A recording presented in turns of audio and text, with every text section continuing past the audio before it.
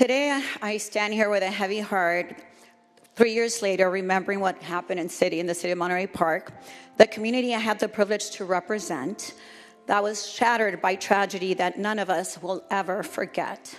11 lives were stolen during that awful day. It was a day of joy. It was the Lunar New Year.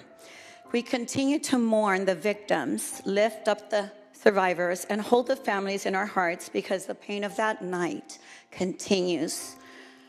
As a sitting senator at the time, I went to Monterey Park and spent long days grieving with the families, survivors, and trying to keep a community together.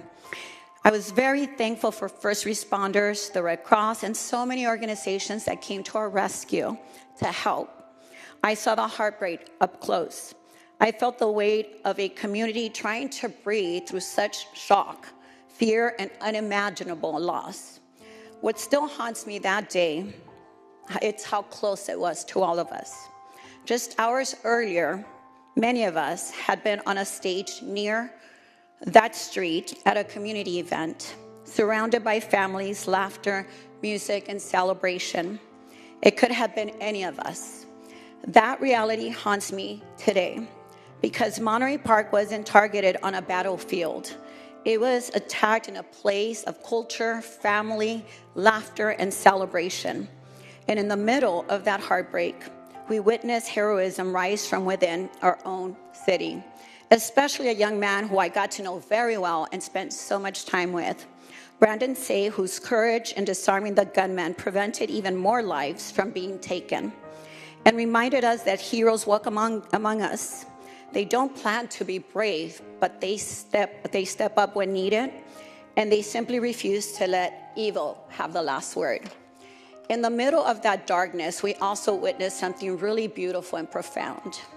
And that was people showing up from all over the country to offer their support. I will always remember receiving Governor Newsom when he came to Monterey Park, and I was grateful.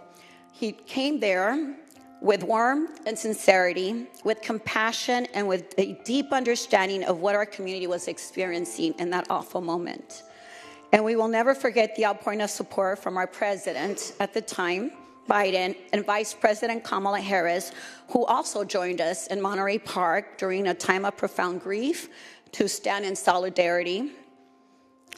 We remember every leader, every neighbor, every volunteer, and every organization that reached out to all of us.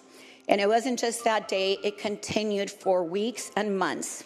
They were determined to let us know that Monterey Park was not alone in this tragedy. Today, on this anniversary, we recommit ourselves to more than just remembrance. We honor those we lost by continuing to fight for safer communities, to ensuring that survivors are supported and not forgotten, but not just today, but many, many years to come, and to making sure that Monterey Park knows that Californians have not forgotten them. To the families who are still grieving, and to the survivors that are still healing, and to everyone whose life was forever changed that awful night, my heart remains with you as that night is seared into my memory. I carry it with pain, and I carry it with purpose, because your grief became a lesson for all of us about how fragile life is and how urgent our responsibility is to taking care of our communities.